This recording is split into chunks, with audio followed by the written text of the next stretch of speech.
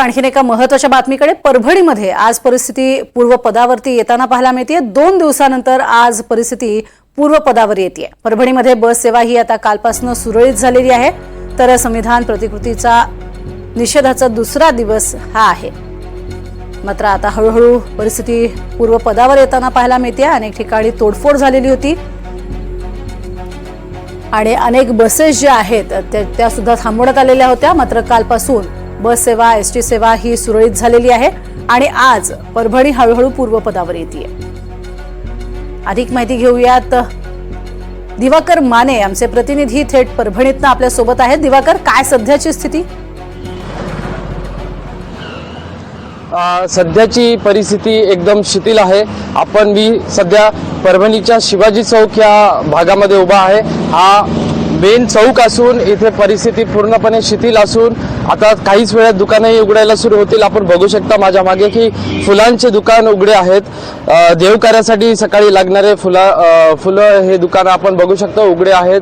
तर ट्रॅफिकही सुरळीत आहे, ऑटो सेवा सुरू आहे, बस सेवा सुरू झालेली आहे, शाळा सुरू झालेली आहे आणि बऱ्याच प्रमाणात आता शिथिलता शहरामध्ये आहे। काल शहाजी उमाप यांनी सांगितलं होतं की सर्व काही आटोक्यात आणलेलं आहे। त्याच पद्धतीनं आज आपण बघू शकतो की सर्व जनसामान्य रस्त्यावर उतरून आपल्या कामाला जात आहेत, परतत आहेत। प्रज्ञा, नक्कीच सध्या पूर्वपदावर येताना परिस्थिती आपल्याला पाहायला मिळते आणि या संपूर्ण परभणीमध्ये घडलेल्या 2 दिवसापूर्वीच्या घटनेनंतर आता सगळं काही सुरळीत होताना आपल्याला पाहायला मिळते। मात्र सध्या तिथे पोलीस कुमक कशी आहे? कारण पोलिसांचं ठिकठिकाणी लक्ष असेल, अजूनही जी जास्तीची कुमक मागवली होती ती तशीच आहे का? हो, अजूनही जी पोलीस 3 प्लाटून मागवले होते ते तशीच आहे, पण आज शिथिलता देण्यात येईल।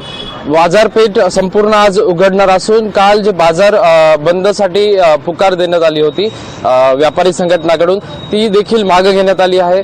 जिल्हाधिकाऱ्यांनी संपूर्ण पंचनामे करण्यात येतील। आज किंवा उद्यापर्यंत हे पंचनामे होणार असून सर्व पंचनामे झाल्यानंतर दुकान उघडणार होते, पण त्याआधीच आपण बघू शकतो की शिथिलता आहे आणि सर्व दुकानं व्यापाऱ्यांतर्फे उघडण्यात येणार आहेत। तर जे प्लाटून आलेले आहेत ते देखील राखीव पोलिसांचे ते देखील वापस जातील आणि शिथिलता सध्या आहे। आता पुढील कारवाई नेमकी जे 54 लोकांना अटक झालेली आहे त्याच्यामध्ये हे पुढील कारवाई बघण्याचा भाग असेल। आज सुजात आंबेडकर देखील परभणीमध्ये येणार आहेत। नक्कीच सुरताज, धन्यवाद या संपूर्ण माहितीसाठी।